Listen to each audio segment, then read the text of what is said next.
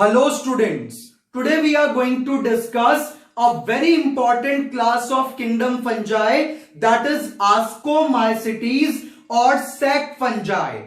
This class has approximate 30,000 species and it is economically very important, and it is also important for genetic studies and our food. So let's discuss. First, we are going to come at its habitat or occurrence. It is mainly terrestrial, यानी कि ये fungus ज्यादातर land पर मिलती है, but इसकी कुछ species पानी में भी देखी जाती हैं. एंड इट में ऑल्सो बी फ्री लिविंग और parasitic, and it's free living species may be found on cow dung. Now we are coming to its mycelium. इसकी जो बॉडी है that may be unicellular to multicellular. तो अगर unicellular की बात करें तो उसका एक बहुत कॉमन एग्जांपल है, that is yeast, which is known as scientifically Saccharomyces cerevisiae. And it may be multicellular like Penicillium or Aspergillus. And if we are talking about its hyphae, it is septate. तो इसके hyphae के अंदर आपको septa जरूर दिखाई देगा. तो ये ज्यादातर फिलामेंट्स की फॉर्म में होती है, और जो फिलामेंट है it is made up of hyphae, and this hyphae contains septa, and it is generally uninucleate to binucleate in condition. If we are talking about its cell wall, then its cell wall contains chitin like a normal fungus, which is also considered as fungal cellulose, and it does not contain flagella in any of its life form. तो ये अकेला Ascomycetes ऐसी class है fungus की जिसके किसी भी life stage में और किसी भी टाइप में जनरली फ्लैजिला नहीं मिलता. And this point is important for NEET examination.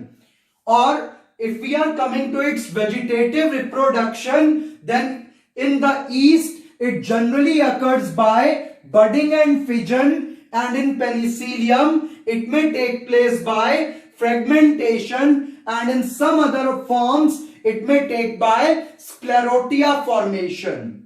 And if we are talking about its asexual spores, तो asexual spores के अंदर ज्यादातर देखा जाता है कोनिडिया. आप ये जो ऊपर स्ट्रक्चर्स देख रहे हैं, these are exogenous spores called conidia. ये कोनिडिया जो है ये छोटे छोटे स्पोर्स हैं जो बॉडी के ऊपर होते हैं, और इनके अंदर कोई फ्लैजिला नहीं होता, and they may be coloured and developed by mitosis, hence we are calling them mitospore, and it grows on the structure called conidiophore. And now we are coming to its sexual reproduction. It takes place by gametangial copulation, कि gametes fuse करेंगे, उससे zygote बनेगा. Zygote के अंदर fruiting body develop होगी, उसमें meiosis होगा और स्पोर बनेंगे. और इसकी फ्रूटिंग बॉडी को कहा जाता है, स्पोर प्रोड्यूसिंग बॉडी को कहा जाता है आस्कोकार्प, और उसमें बनने वाले स्पोर्स को कहा जाता है आस्कोस्पोर, क्योंकि उसका स्ट्रक्चर बैग की तरह होता है, इसीलिए हम उसको कह देते हैं आस्कोस्पोर, और उसकी फ्रूटिंग बॉडी को आस्कोकार्प. तो आपको यह ध्यान रखना है, दिस वर्ड आस्को मीन्स सैक और बैग लाइक. तो इसका जो स्पोर है वो बैग लाइक स्ट्रक्चर में डेवलप होता है, which is known as ascocarp. So its spore is also known as ascospore, and it develops by meiosis, and therefore it is known as meiospore, and it develops in the structure asci. Now we are coming to its example. NEET के exam में इसके example से अक्सर question पूछा जाता है and they are very very important. So the first example is Penicillium.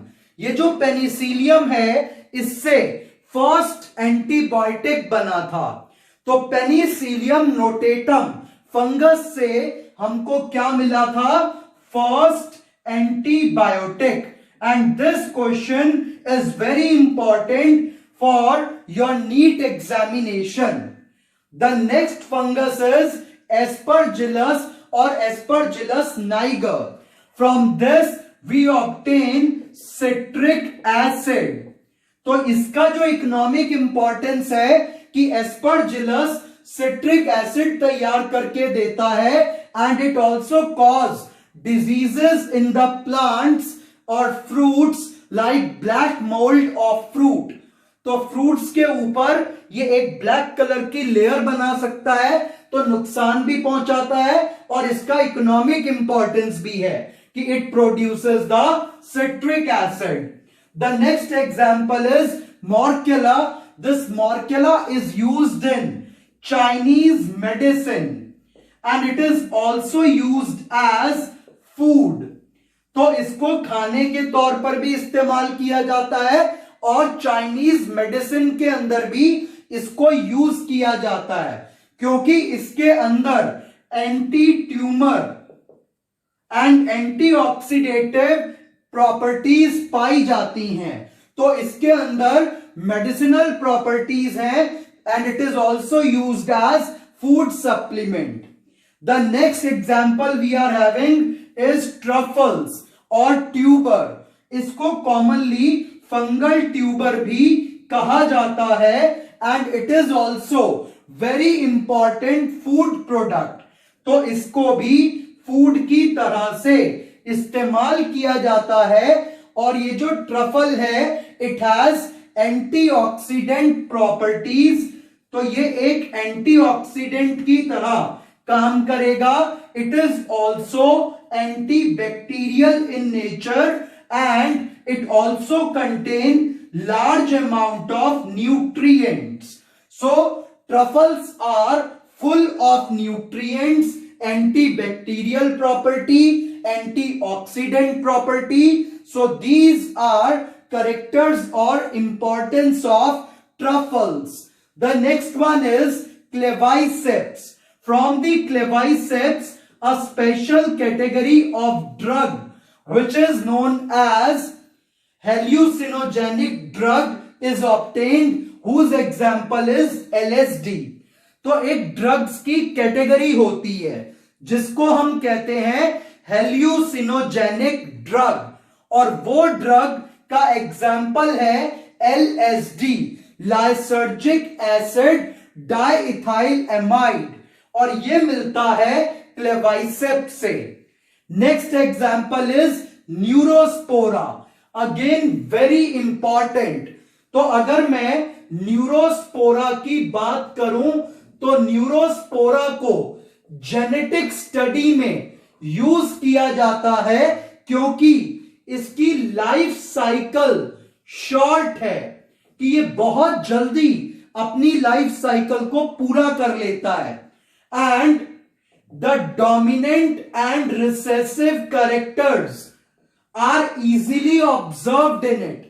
तो इसमें आप डोमिनेंट और रिसेसिव कैरेक्टर्स को आराम से देख सकते हैं। लाइफ साइकिल छोटी है and product of meiosis is arranged in linear fashion in this. तो इन तीन कारणों की वजह से न्यूरोस्पोरा को जेनेटिक स्टडी में शामिल किया जाता है। तो वो तीन कारण क्या हैं कि इसमें आप डोमिनेंट और रिसेसिव कैरेक्टर्स को इजीली देख सकते हैं, उसके साथ साथ इसके अंदर लाइफ साइकिल छोटी है तो ये आपको रिजल्ट भी जल्दी देगा, और इसमें जो प्रोडक्ट ऑफ मियोसिस है that is arranged in linear fashion. So due to these three reasons, Neurospora is extensively used in genetics. And the last example is yeast. Again, most important example. Unicellular fungus है और it is used in making bread, biscuits. तो अगर आपको bread बनाना है या कोई भी bakery product बनाने हैं, केक बनाना है, तो उसके अंदर काम आएगा. उसके साथ साथ जो अल्कोहलिक बेवरेजेस हैं उनमें काम आएगा और ये साथ साथ फर्मेंटेशन करता है. तो इसलिए बहुत टाइप के फूड प्रोडक्ट बनाने में ये मदद करता है. लेकिन अगर ईस्ट को बहुत ज्यादा कंज्यूम कर लिया जाए तो ये नुकसान भी करता है. और कुछ ईस्ट इन्फेक्शियस इन नेचर भी होते हैं. तो हमें इस चैप्टर के इस टॉपिक में क्या क्या याद रखना है कि आस्कोमाइसिटीज जो है it is called as sac fungi. Its mycelium may be unicellular to multicellular. Its hyphae is septate and may contain uninucleate or binucleate condition. Cell wall contains chitin. Vegetative reproduction take place by budding, fission, fragmentation and sclerotia. Spores are conidia. These are non-motile spores. And sexual reproduction occurs by gametangial copulation and its fruiting body is called ascocarp. This is an important point and its sexual spore is called ascospore. और examples अभी हमने किए हैं and these examples are most important for your school exam and NEET exam. So learn them wholeheartedly. Thank you.